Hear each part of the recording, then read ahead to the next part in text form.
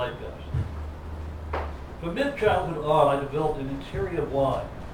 That went, why does everything come easier to everybody else and not me? Virtually all the other kids, certainly all the bright ones, caught on faster than I did, or so I thought. They picked up skills in a quiet facility without going through the unending string of pratfalls that regularly befell me. I missed the obvious, got stuck at the starting gate, didn't get what everybody else got it more slowly. Everyone raced past me. Other boys had no trouble catching, throwing, and hitting a baseball. I watched them scoop up grounders in the lot behind our house with ease. Why was it so impossible for me? What was the secret that everybody else knew, that I wasn't let in on? Other kids raised their hands in class because they had the answers. But I wouldn't have given to have an answer. They also raised their hands when they had a question to ask. Not a show-offy question, but a useful and thoughtful question. Why couldn't I ever come up with a question? In 12 years of school, I don't think I raised my hand a half dozen times to ask questions, and each time it was with flop sweat.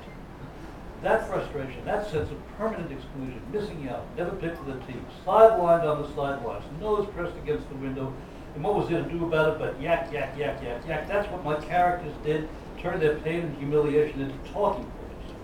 I had found my subject for the boys. Anxiety. Okay, self-pity. Of all the material I covered in my longer unpublished cartoon narratives, Monroe, Boone, Sick, Sick, Sick, individual anxiety played no part. I had bigger fish to fry, taking on the abuse of authority and codified language that deafened debate during the Cold War.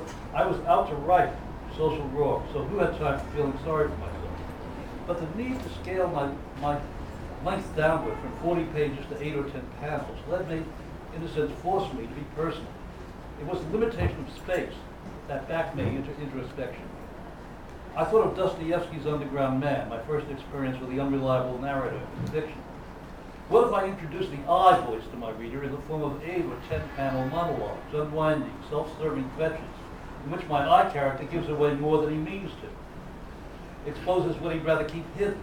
It could be comic strip psychotherapy, laugh while you wince as you laugh. The drawing style I decided should be direct, cartoony, kind of an animated style, akin to what I so admired coming out of the UPA studios. Gerald McBoing and the nearsighted Mr. Magoo. The more painful the subject, the funnier it should look. So my chronic stomach aches took center stage for my first Village Voice cartoon in October of 1956, turning a psychosomatic problem into a metaphor.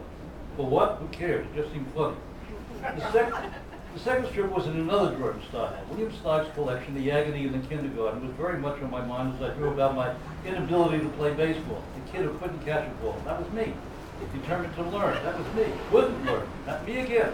Kidded himself that he would learn. Who else but me? And didn't learn. And would never learn. Me again. He tried, he failed, and tried some more. Ever hopeful, ever failing. I adapted what I learned from Steig's Reichian-influenced agony art, depictions of the inner me drawn from the inside out, but in my case written as monologue, not the one-line captions one found in Steig. I drew it more illustratively than my opening cartoon, trying to ape the psychiatric Steig as if it were drawn by the more realistic and gestural Claudius Williams.